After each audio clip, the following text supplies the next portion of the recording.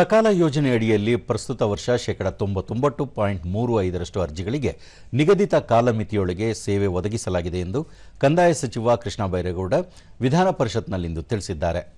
ಸದಸ್ಯ ಕೆ ಅಬ್ದುಲ್ ಜಬ್ಬರ್ ಪ್ರಶ್ನೆಗೆ ಉತ್ತರಿಸಿದ ಸಚಿವರು, ನಾಡ ಕಚೇರಿ ಹಾಗೂ ತಹಸೀಲ್ದಾರ್ ಕಚೇರಿಗಳಲ್ಲಿ ಜನರಿಗೆ ಎಲ್ಲಾ ಸೇವೆಗಳು ತ್ವರಿತವಾಗಿ ಲಭ್ಯವಾಗಬೇಕು ಎಂಬ ನಿಟ್ಟಿನಲ್ಲಿ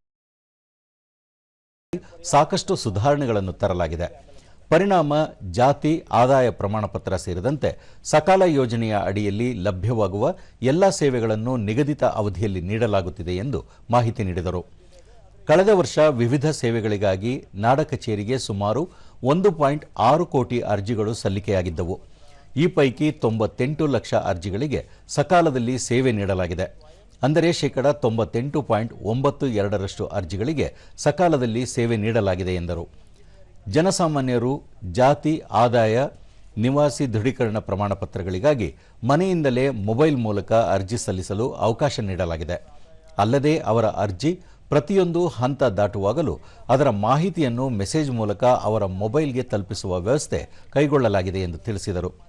ಭೂ ಸುರಕ್ಷಾ ಯೋಜನೆಯ ಬಗ್ಗೆ ಸದನಕ್ಕೆ ಮಾಹಿತಿ ನೀಡಿದ ಅವರು, ರಾಜ್ಯದಲ್ಲಿ ಎಲ್ಲ ಮೂಲ ಭೂ ದಾಖಲೆಗಳು ಗಣಕೀಕರಣ ಆಗುತ್ತಿದೆ. ಈಗಾಗಲೇ 74 ಕೋಟಿ ಪುಟಗಳು ಸ್ಕ್ಯಾನ್ ಆಗಿದೆ.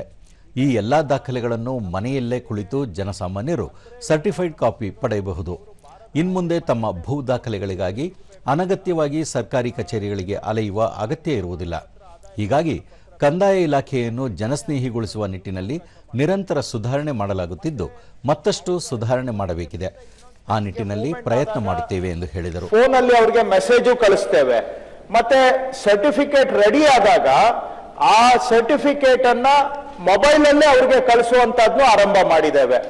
ಸೊ ಅವರು ಮನೆಯಲ್ಲೇ ಕೂತ್ಕೊಂಡು ಪ್ರಿಂಟ್ ಔಟ್ ಕೂಡ ತಗೊಳ್ಬಹುದು. ಸೊ ಈ ತರ ಸುಧಾರಣೆ ಹಂತ ಹಂತವಾಗಿ ಮಾಡ್ತಾ ಇದ್ದೇವೆ. ಮಾಡಿ ಜೊತೆಗೆ ಅವರು ಟೈಮ್ಗೆ ಸಿಗ್ತಾ ಇಲ್ಲ ಅಂತ ಹೇಳ್ತಾರೆ.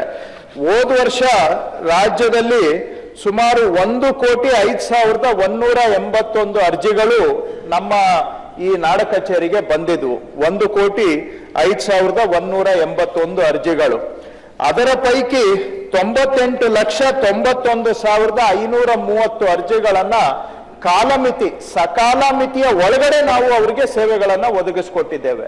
ಸೊ 98.92% ಅಷ್ಟು ಅಪ್ಲಿಕೇಶನ್ಸ್ ಅನ್ನ ಸಕಾಲ ಮಿತಿ ಒಳಗಡೆ ನಾವು ಅವರಿಗೆ ಒದಗಿಸಿಕೊಟ್ಟಿದ್ದೇವೆ.